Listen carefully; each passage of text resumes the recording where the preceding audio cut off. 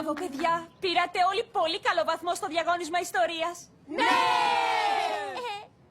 Ακόμα και ο Κλωτέρ κατάφερε να πιάσει τη βάση. Τα αρχίδια μου! Άντε γεια! Το είπες ρε μαλάκα και πάω να κάνω κουβέντα.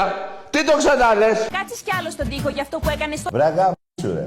Γάμω τον πατέρα σου. Μαλάκα. Ρε πες μου μωρικολόγρια της για τον Μητσοτάκη. Κύριε Ντυπών, ήρθατε πάνω στην ώρα. Και πάμε τώρα σε αυτό που είχα πει και θα το κάνω. Αλλά επειδή βλέπω και με νευριάζετε, με σταματάτε στον δρόμο, θα πάω να κουρευτώ. Αλλά όχι και βουλή.